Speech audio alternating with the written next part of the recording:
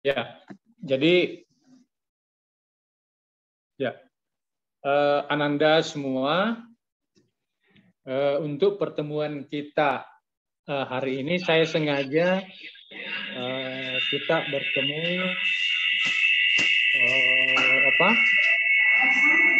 dua kelas ya, supaya bisa satu kali saya buat rekamannya ya.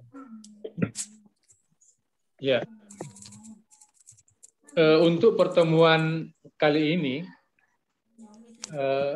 ada beberapa hal ya, karena kita sebelumnya sudah belajar, tapi itu lewat video ya, sifat kelengkapan.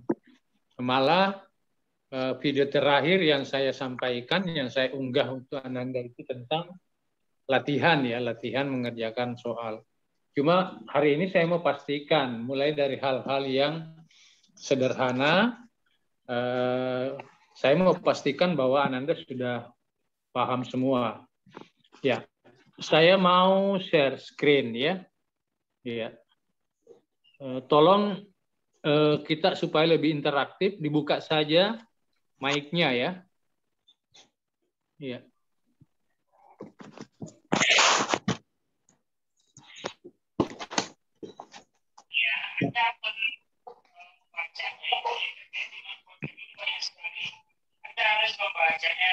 Cuma jangan ada suara yang tidak menyenangkan begitu dalam belajar.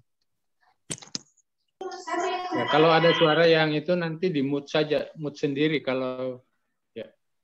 Oke, baik Ananda semua. Ini sifat kelengkapan ya, sudah lihat di layar? Sudah, Pak. Iya, Pak. Ini sifat kelengkapan. Nah, kalau sifat kelengkapan sebenarnya itu dalam bentuk aksioma, jadi sifat itu diberikan ya, karena sama dengan dua sifat sebelumnya, sifat lapangan dan sifat urutan, itu sifat yang diberikan kehimpunan ya, kehimpunan. Sifat kelengkapan inilah yang nanti menjadi sifat yang melengkapi ya. Jadi biasanya disebut sifat kelengkapan ya, melengkapi elemen-elemen di dalam himpunan bilangan real. Kemarin sudah kita jelaskan bahwa dengan sifat lapangan dan urutan, khususnya sifat lapangan, elemen-elemen yang bisa menjadi anggota himpunan bilangan real sesuai sifat itu, pertama kan hanya 0 dan 1. Ya, 0 dan 1 dengan sifatnya. Kemudian berkembang terus-menerus, didefinisikan 1 tambah 1 harus ada di dalam. Ya, disebutlah namanya 2 ya, dengan simbol tertentu ya. Kalau kita mendaftar semua anggota-anggota, maka himpunan yang bisa kita lihat hanya elemennya itu adalah himpunan bilangan rasional. Ya, seperti akar 2, akar 3, bilangan dan bilangan irasional yang lain itu belum bisa menjadi anggota hanya dengan sifat lapangan tadi. Ya, jadi sifat kelengkapan inilah yang nanti berdasarkan sifat kelengkapan maka akar 2 nanti Ananda bisa baca ya, Ananda bisa baca akar 2 itu menjadi elemen dari himpunan bilangan real. Demikian juga dengan elemen-elemen lain yang merupakan bilangan-bilangan irasional. Ya, oke baik. Ini sebelum kita masuk ke menyatakan sifat kelengkapan, kemarin itu ada beberapa istilah ya. Ya, batas atas dan batas bawah. Videonya sudah saya sampaikan. Saya hanya mau ya, kita berlatih ya, berlatih. Ya, saya ambil dulu. Ya. Ya.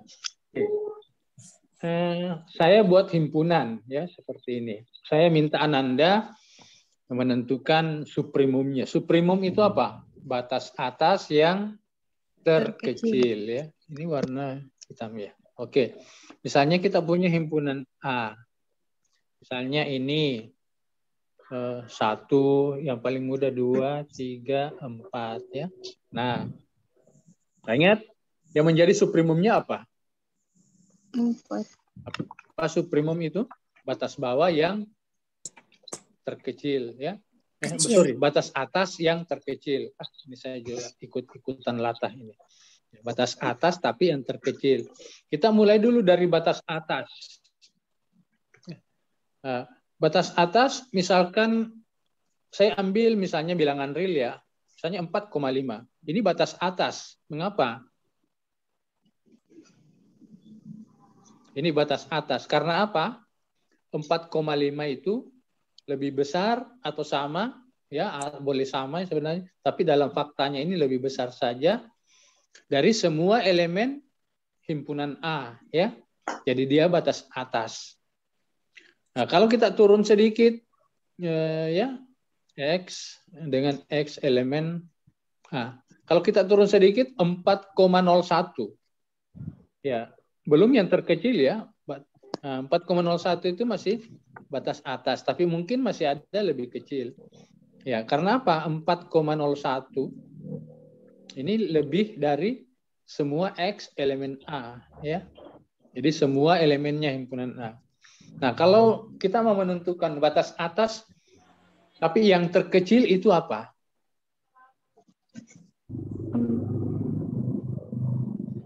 Batas atasnya yang terkecil apa? Ya? Ya 4. Mengapa 4? Ya, nanti kita terkecilnya ini juga masih batas atas. Karena apa? 4 itu sesuai definisi apa ini? Ini lebih besar atau sama? Ya, X elemen A. Ya.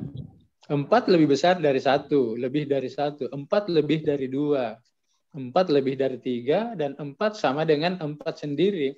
Jadi 4 yang ini menjadi batas atas juga. Tapi mengapa kita katakan dia terkecil? Karena apa? Kalau dikurangi sedikit, ya 4 dikurangi sedikit, tentu 3 koma ya. Ya, kalau 4 dikurangi sedikit, di dalam teoremanya itu, kita tulis 4 kurang epsilon, nanti kita jelaskan, itu sudah bukan batas atas lagi. Misalnya kita turun sedikit, misalnya 4 dikurangi sedikit sekali, menjadi 3,999. Nah, ini batas atas atau bukan? Ini bukan lagi. Ya, bukan. Ya, bukan batas atas. Mengapa? Karena apa? Karena dikurang dengan epsilon. Ada elemennya himpunan A yang lebih dari 3,999 itu. Ya, karena 4 itu elemen A dan 4 lebih dari 3,999. Ya. Nah, rupanya di dalam contoh yang kita berikan 4 itu juga ternyata menjadi elemen dari himpunan A ya. Ya. Nah, kalau 4 merupakan elemen dari himpunan A, rupanya 4 itu adalah elemen yang terbesar di dalam himpunan A. Ya, 4 ya. Kan ada di dalam himpunan A. Kalau elemen yang terbesar biasa disebut apa? Maksimum. Maksimum. Jadi 4 juga. Jadi selain 4 sebagai suprimum himpunan A, 4 juga ini adalah maksimum ya himpunan A. Ya. Jadi kalau dia merupakan anggota terbesar dari suatu himpunan, maka selain dia merupakan maksimum, dia juga merupakan suprimumnya. Ya. Oke, saya berikan contoh lain lagi ya. Misalkan himpunan B. Nah, himpunan B ini interval. Jadi biasa saya tulis begini. Interval 0, 1. Nah, terbuka di satunya. Jadi kalau digambarkan di dalam sistem bilangan real, kalau di sini 0, 0-nya masuk ya. Terus terus sampai ya satunya tidak masuk. Ya, 1. Ya. Nah, 1. Jadi satunya tidak masuk, intervalnya terbuka. Nah, subprimumnya, subprimum B berapa? Batas atas tapi terkecil. Ya. 1. Bilangan apa ya lebih atau sama dengan semua elemennya himpunan B? Ya 1 ya. Ya, 1 itu kan lebih dari semua elemennya himpunan B. Ya. Maksimumnya B. 1 juga, Pak. Terhingga. Nah, itu dia. Adakah elemennya yang paling besar di himpunan B? Ya, kalau Anda sebut yang dekat sekali dengan 1, Pak. Ya, bilangan apa? 0,999, Pak. Ini masih ada lebih besar, 0,9999. Ya. Jadi kalau kita bergeser lebih besar lagi, 0,999-nya 1 miliar, Pak. Ya, masih ada lagi yang 0,999-nya 1 triliun. 10 triliun. Jadi sebenarnya maksimumnya himpunan B ini apa? Tidak ada. Ya. Ya, jadi dia hanya punya subprimum. Jadi tidak ada anggota terbesarnya, ya. Nah, dari 2 contoh ini kita bisa lihat kalau ada anggota maksimum, ya, seperti di contoh pertama, 4 itu anggotanya, tapi anggotanya merupakan elemen terbesar, maka 4 itu sekaligus menjadi subprimumnya dari himpunan itu, ya. Sehingga ada soal di dalam buku itu, kalau misalnya U adalah batas atas dari suatu himpunan dan U rupanya maksimumnya atau menjadi elemen, maka U itu menjadi subprimum. Iya. Jadi secara ringkas bisa kita katakan ya. Jadi kalau subprimum atau imprimum itu merupakan anggota, maka dia juga merupakan maksimum atau minimum. Nah, di dalam contoh kita 0 itu apa? Imprimumnya himpunan B apa? Ya, batas bawah tapi terbesar. Batas bawah yang terbesar. Ya, 0 ya. Ya, karena kalau batas bawah itu kan dia harus lebih kurang dari semua elemennya himpunan B. Nah, 0 atau sama ya. Nah, ternyata 0 ini kurang atau sama semua elemennya himpunan B. Ya. Nah, gitu. Tetapi dia yang terbesar. Ya, kalau terbesar berarti kalau ditambah sedikit bukan lagi apa? Kalau Kalau batas bawah tapi terbesar, kalau ditambah sedikit bukan lagi batas bawah yang terbesar. Ya. Ya. Nah, kalau minimumnya himpunan B 0 juga ya. 0. Ya, mengapa? Minimum itu anggota terkecil.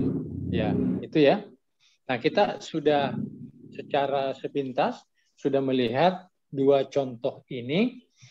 Saya mau berikan ada 2 hal yang biasanya dijadikan sebagai cara untuk menunjukkan subprimum atau imprimum dari suatu himpunan ya.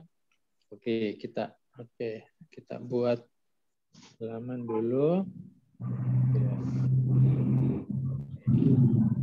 Nah, misalkan begini. Katakanlah saya gambar ya. Misalnya ini adalah himpunan A ya, himpunan A di sini tempatnya. Ini himpunan A. Nah, di sini ada U itu subprimum dari himpunan A. Katakanlah begitu ya. Nah, ada 2 hal untuk menunjukkan U subprimum. Nah, jadi yang pertama, cara pertama, apa yang kita lakukan? Yang pertama adalah Kalau U suprimum A berarti kan U itu harus batas atas ya. Berarti U itu harus lebih dari semua elemennya A. Jadi U lebih dari atau sama ya, maaf. Nah, X. Nah, mengapa kita sebut X? Karena elemennya A mungkin tidak bisa kita tentukan ya. Ini X elemen A, ini X elemen A. Kita namakanlah X ya. X elemen A. Nah, apa yang saya tulis ini baru menyatakan bahwa U itu batas atas himpunannya A. Saya menulis U lebih atau sama dengan X anggota A. Nah, bagaimana mengatakan U itu batas atas terkecil? Ya. Bagaimana menyatakan batas atas terkecil? Contoh saja. Nah, katakanlah di suatu kelas ya si A itu terkecil. Bagaimana membuktikannya? Tanya dia yang terkecil di kelas. Ya, jadi caranya apa? Kita ambil sembarang orang dalam kelas, lalu kita tunjukkan bahwa orang itu ya lebih dari atau sama dengan besarnya si A gitu. Nah, kalau semua orang sudah ditunjukkan lebih dari atau sama dari si A, maka si A itu yang terkecil. Kan begitu prosesnya. Ya. Ya, jadi orang terkecil. Mengapa ada kata sama saya nyatakan tadi? Jangan sampai yang Anda ambil adalah si A sendiri. Berarti kan si A harus sama dengan dirinya sendiri. Ya, gitu. Kalau tanda samanya dihilangkan, itu nanti tiba-tiba yang dipilih di dalam orang itu diambil secara acak si A sendiri, maka kita simpulkan kalau si A terkecil berarti si A itu lebih dari si A. Artinya si A lebih besar dari dirinya, kan tidak. Makanya tanda sama itu dibutuhkan. Nah, jadi kalau untuk hal ini menyatakan U sebagai batas atas yang terkecil, jadi terkecilnya kita bisa katakan di sini jika V batas atas, ya, V batas atas himpunan A, maka V lebih apa dari U? Lebih kecil atau sama? Lebih besar atau sama? Lebih besar. Ya, lebih besar atau Sama dengan. Ya. Jadi, nah, yang kedua inilah yang menyatakan bahwa U itu adalah batas atas yang terkecil. Karena jika kita mengambil V batas atas, ya tidak perlu batas atas lainnya, yang penting sembarang saja. V batas atas, maka B lebih atau sama dengan U. Nah, jadi kalau kebetulan batas atas yang kita ambil adalah U sendiri, ya berarti U itu sama dengan U sendiri. Nah, kalimat yang ini secara matematik bisa dijadikan dengan simbol saja. Menjadi apa? Jika V besar, jika V batas atas, jadi kita bisa katakan kalau batas atas itu lebih dari apa ya? Semua elemennya ya. Ya, jadi jika V batas atas bisa diganti menjadi begini. Jika V lebih dari atau sama X anggota A, ya. Nah, ini menyatakan jika V batas atas, maka V besar sama dengan U. Ya, seperti itu. Ya. Jadi kalimatnya secara bisa diganti menggunakan simbol. Jadi itu yang saya mau nyatakan kepada Anda semua bahwa salah satu cara untuk membuktikan bahwa U itu suprimum dari suatu himpunan A misalnya, atau U adalah batas atas yang terkecil, maka cara menunjukkannya pertama, kita tunjukkan U lebih dari semua, lebih atau sama semua elemennya himpunan A. Kemudian kedua, jika V lebih atau sama semua elemennya A, maka V lebih atau sama dengan U. Nah, itu.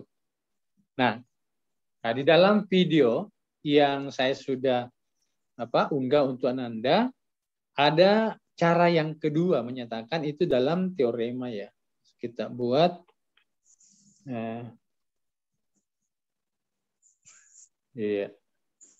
cara kedua menggunakan teorema. Katakanlah ini tadi himpunan A, kemudian U.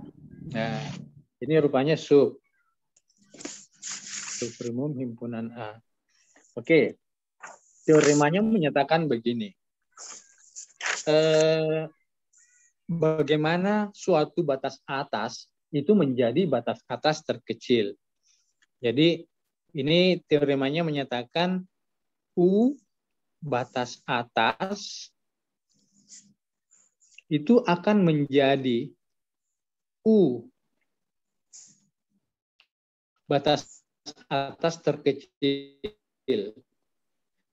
Jadi U ini menjadi, nah teoremanya bisa kita tulis. Saya kira Anda sudah dengan 2 video itu sudah ingat ya.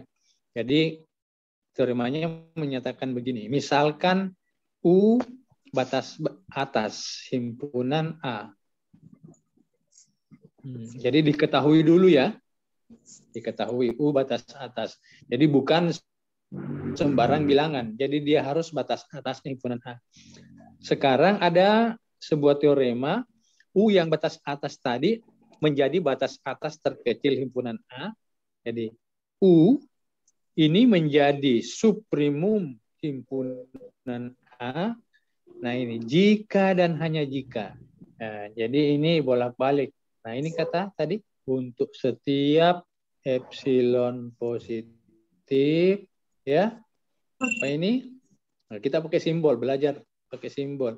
Ada X-nya anggota A, ya. Apalagi sedemikian sehingga U kalau dikurangi epsilon lebih apa dari X? Lebih kecil. Ayo. Lebih kecil, Pak. Kurang dari.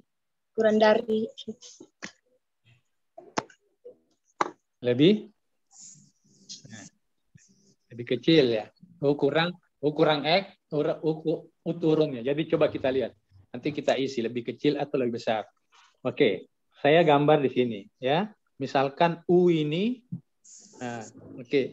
U misalnya sudah diketahui dia subprimum ya. Misalnya kita buktikan dari kiri ke kanan.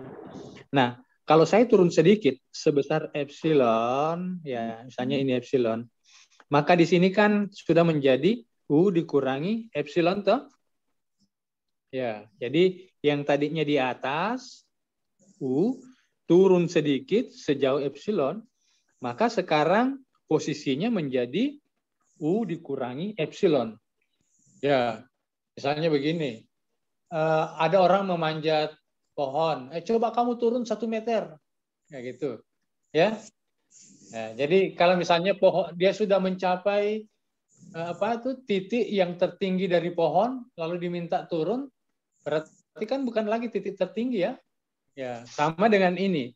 Kalau U subprimum dari himpunan A misalnya dikurangi sedikit, maka U kurang epsilon bukan lagi batas atas yang terkecil, ya. Karena U kan batas atas terkecil, ya. Nah, kalau ditambah epsilon tentu masih batas atas. Nah, U itu batas atas yang terkecil. Kalau ditambah ke atas itu tetap batas atas tapi bukan terkecil. Tapi kalau dikurangi atau turun sedikit, dikurangi menjadi U kurang epsilon, maka U kurang epsilon bukan lagi batas atas himpunan A. Nah, coba dipikir, kalau U kurang epsilon bukan batas atas himpunan A, maka jelas ada X ya, ada X anggota A yang lebih apa daripada U kurang epsilon? Lebih besar, Pak. Ya, lebih besar. Berarti U kurang epsilon nanti kurang dari, ya. Nah, bolehkah saya berikan tanda sama? U kurang epsilon kurang dari atau sama? Tidak, Pak. Mengapa? Ya, kan negasinya toh. Ya, kalau U kurang epsilon batas atas, maka U kurang epsilon besar sama X untuk semua X anggota A.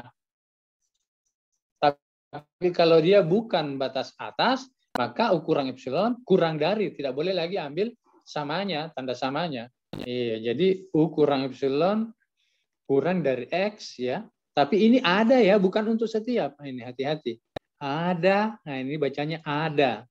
X anggota A yang lebih dari U kurang epsilon.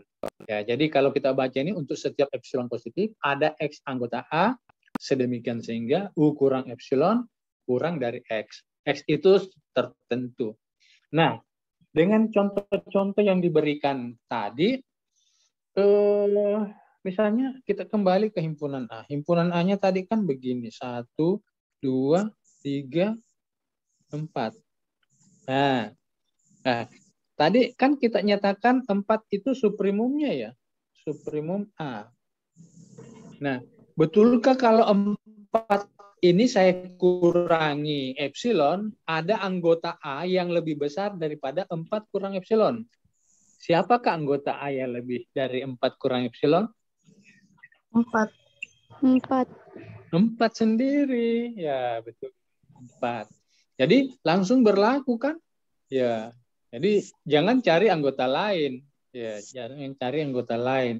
Tapi misalkan B tadi, B itu interval tertutup di 0, kemudian 1 terbuka, ya. Jadi kalau kita gambar begini, 0-nya masuk, 0-nya masuk, 1-nya tidak, ya. Ya, katakan 1 itu kan suprimumnya himpunan B. Ya, suprimumnya himpunan B. Ya, kalau saya kurangi sedikit, misalnya 1 saya turun sedikit, epsilonnya 0,1.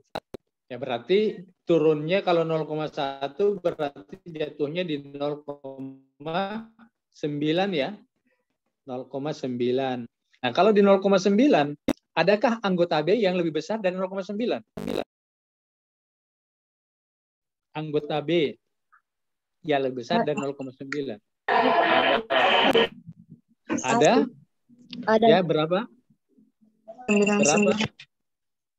Ya, 1 tidak boleh ya, karena 1 bukan anggota himpunan B. 0,9. 9, Ya, Pak. 0,99. Ya, gitu ya. Nah kalau lebih kecil lagi, selalu ada ya. Misalnya Iya, Pak. saya turun 0,001. Ya kan jadinya kalau turun 1 turun 0,001 berarti 0,999 ya. Berarti kan masih ada anggota B di atasnya ya lebih dari 0,999. Ya katakanlah 0,99999 ya begitu. Jadi ini rupanya sudah betul ya jadi secara intuitif bisa kita bayangkan. Jadi kalau suatu titik itu merupakan suprimum atau batas atas yang terkecil, maka titik itu kalau dikurangi sedikit, selalu ada anggota dari himpunan itu yang lebih besar daripada titik yang posisinya sudah diturunkan. Ya, jadi U kurang epsilon. Jadi seperti itu, Ananda ya. Ya, ini saya kira secara intuisi ini tidak terlalu sulit dipahami. Ya, jadi Ananda bisa menggunakan dua pengertian tadi. Boleh menggunakan pernyataan yang pertama, ya pernyataan yang pertama, yaitu ini ya. Sorry. Nah, boleh menggunakan pernyataan yang pertama ini, ya. Boleh juga menggunakan pernyataan yang kedua yang menggunakan epsilon ya. Nah. Oke, ada pertanyaan di sekitar ini Ananda bisa lihat ya. Jadi ada dua cara ya. Oke. Nah, sekarang kita latihan ya, latihan. Oke, di sini.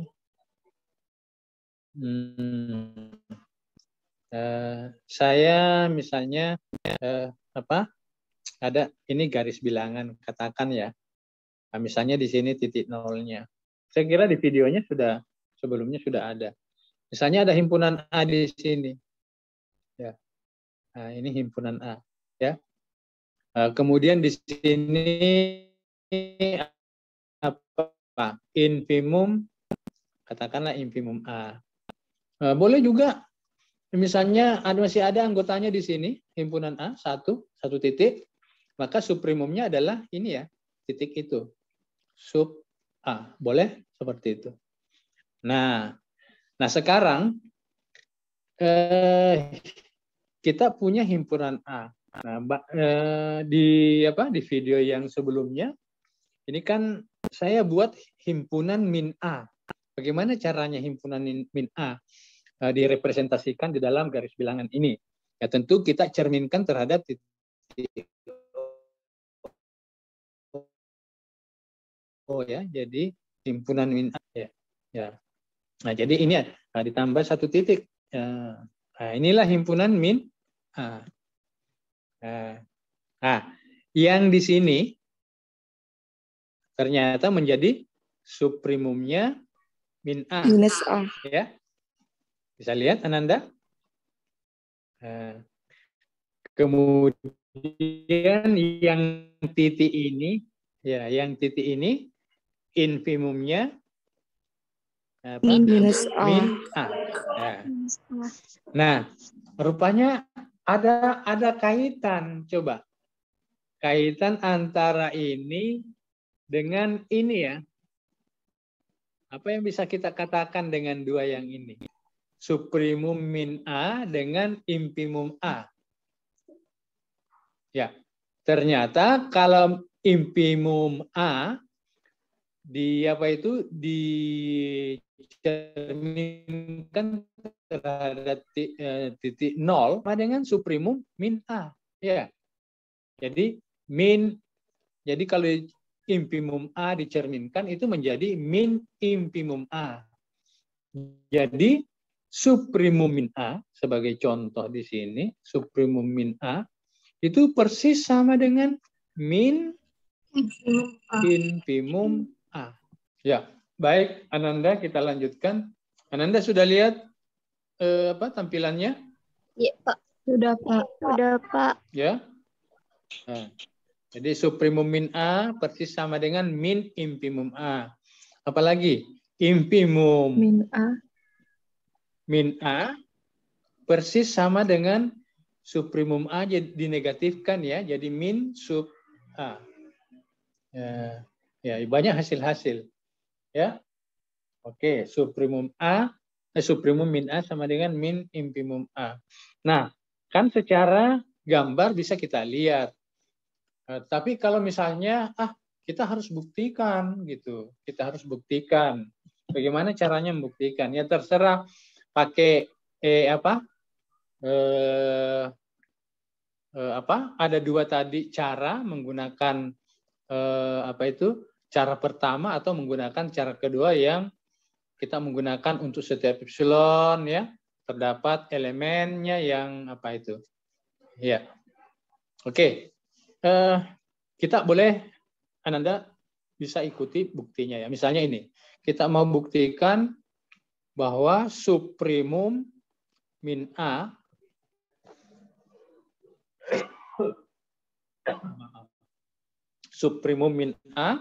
itu sama dengan min infimum dari A. Ya. Oke. Nah, sekarang suprimum A-nya ya katakan iya. Suprimum A ya, oke. Ya.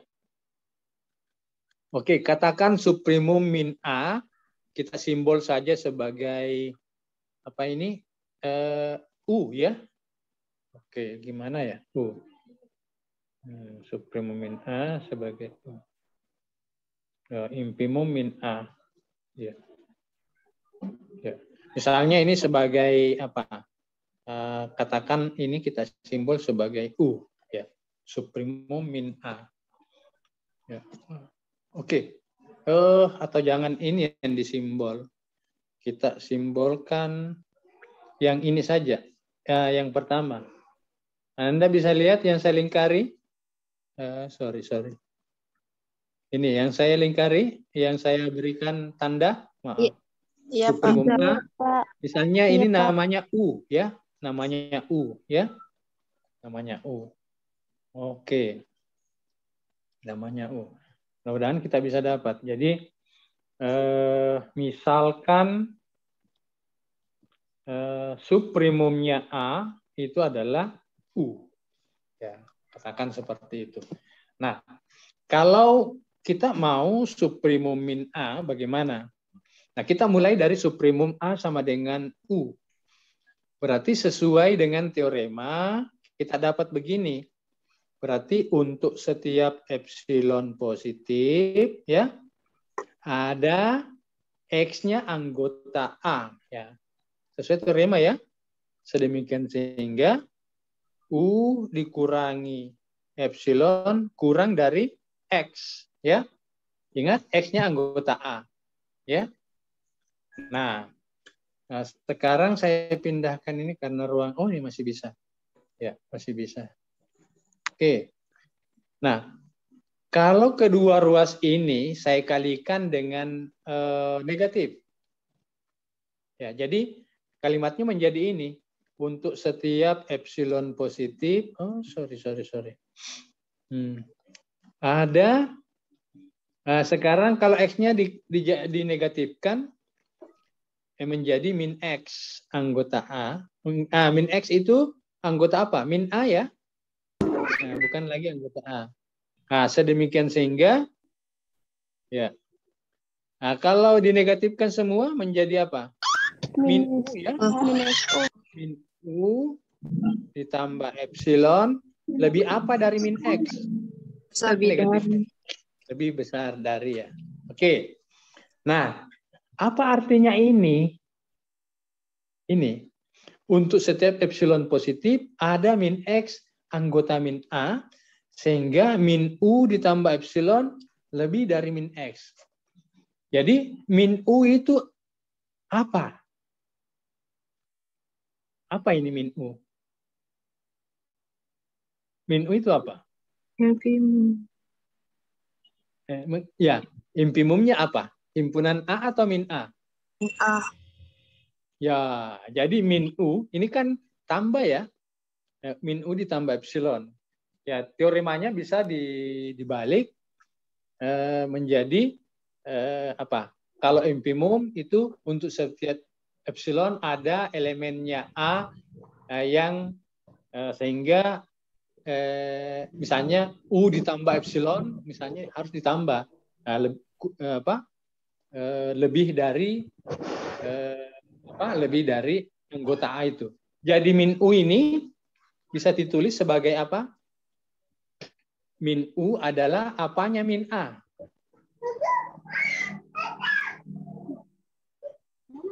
Infimum. Ya. Jadi min U adalah infimumnya min A. Di mana yang bisa saya tulis ini? Mudah-mudahan masih ingat ya. Oh ini. Sorry. Kita tambah di sini. Nah, kalau begitu kita ulangi dulu. Nah, jadi sekarang kita U ini adalah supremum A. Berarti untuk setiap epsilon positif ada X anggota A sehingga U kurang epsilon kurang dari X. Ya.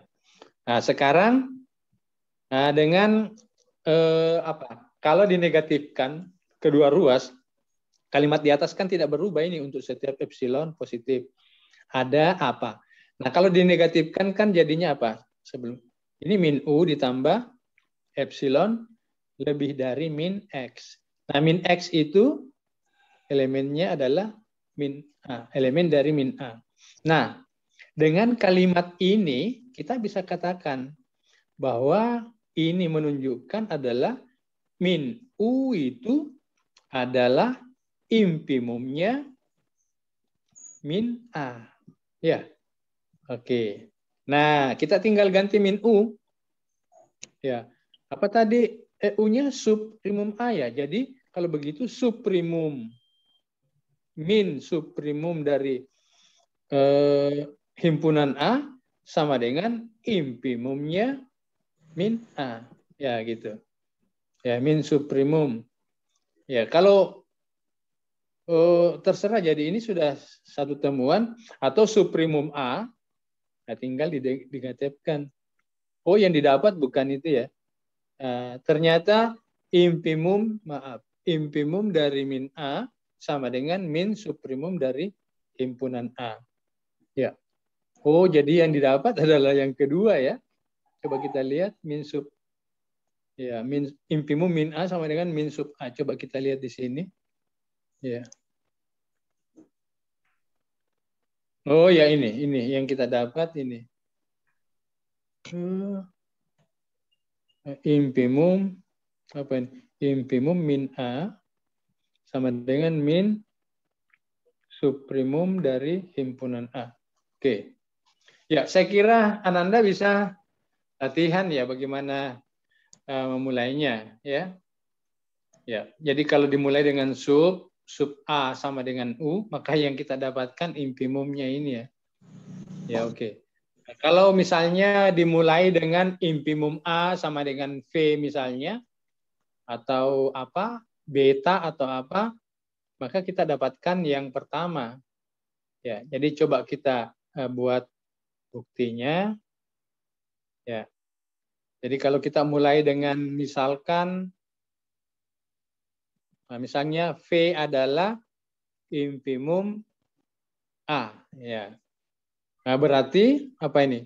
Untuk setiap epsilon positif, ada misalnya Y anggota A, sedemikian sehingga, ini bagaimana nih? V ditambah epsilon, lebih apa daripada Y?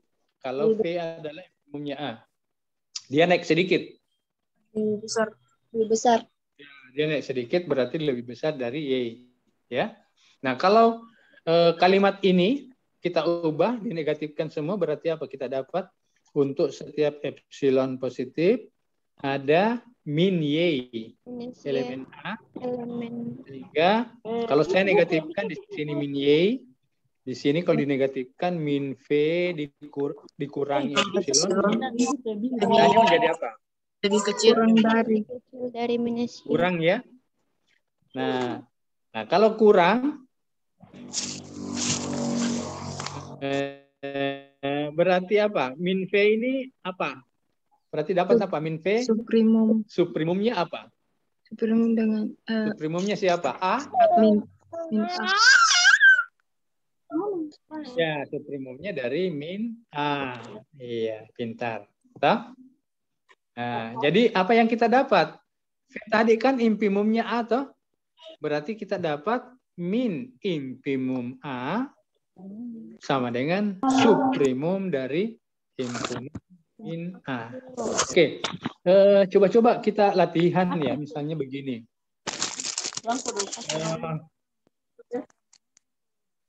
Kalau misalnya ada dua himpunan kita jumlahkan ya, misalnya himpunan A ini sama dengan 1, 2, 3, 4. Coba di-mute dulu itu. Kemudian himpunan B, misalnya min 3, 2, 7 gitu. Lalu A tambah B jadinya apa? Ya, 1, 2, 3, 4 ditambah min 3. Ya, kalau di daftar min 3, 2, 7. Ya, ini jadinya apa? Semua dikurangi 3 ya. Jadi jadinya apa? Kalau ini dengan min 3 dulu. Berarti kita dapat kalau dijumlahkan, saya selalu lupa menulisnya ya. Ya, ini.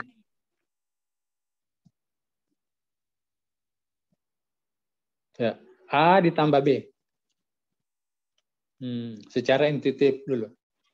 1, 2, 3, 4 ditambah min 3 jadinya apa? Ini Min hasilnya 2. adalah min 2, 2 ditambah, kemudian min 1, 0, 1. Nah, kalau ini lagi ditambah 2. 1 tambah 2, 3. 2 tambah 2, 4. 3 tambah 2, 5. 4 ditambah 2, 6. Oke, tambah 7 lagi. 1 ditambah 7, 8. 8. Apa lagi? 2 tambah 7, 9. 3 tambah 7, 10. 4 ditambah 7, 11. Nah, kita punya himpunan. Nah, kalau sebenarnya kalau bisa kita lihat bahwa rupanya suprimumnya A tambah B itu 11 ya. Ini suprimumnya. Ya, suprimumnya dulu. 11. Nah, suprimum A berapa? 4 ya. Ini suprimum A. Ya. Suprimum B 7. Ya, suprimum B ini 7. Oh, kita bisa klaim kayaknya kalau suprimumnya A ditambah suprimumnya B itu persis sama dengan suprimumnya A tambah B. Ya, ini ditambah ya, bukan digabung. Ya, ditambah. Jadi semua elemennya. Jadi kita bertanya dan kira-kira bisa ya, suprimum dari A tambah B betulkah ini? Jadi secara apa ini kan dari contoh terlihat ya. Apakah betul sama dengan sub A ditambah sub B? Gitu. Ya, hati-hati. Sub A tambah sub B kebetulan saja menjadi sub A ditambah B gitu. Tapi kayaknya memang betul ya. Ya. Oke. Bagaimana membuktikannya? Ya kita katakanlah ini ya. Ini adalah U. Katakan ini adalah V. Nah, suprimumnya A. Nah, kita urai dulu lah. Apa betul nanti sub dari A tambah B itu persis sama dengan U ditambah V juga gitu. Ya. Ya, sub A sama dengan U. Jadi sub himpunan A sama dengan U. Berarti apa? Untuk setiap epsilon positif ya ada X anggota A sehingga ya ini U dikurangi Epsilon. nah U kurang. Nah, kan sudah diketahui toh? Diketahui U adalah sub A. Jadi kalau saya tidak mau itu ambil epsilonnya, ya tetap U kurang epsilon per 2. Jadi kan epsilon per 2 ya epsilon juga sebenarnya. Kan terserah kita. Jadi di sini saya bisa tulis U dikurangi epsilon per 2 kurang dari X gitu. Ya gitu kan. Nah, mengapa epsilon per 2? Sebenarnya epsilonnya diambil sembarang pertama ya, ini U. Ini sub. Ya, jadi kalau saya turun sejauh epsilon per 2, ya sama saja. Saya tidak turun sejauh epsilon. Nah, tetap ada X anggotanya himpunan A yang lebih besar daripada U dikurangi epsilon per 2.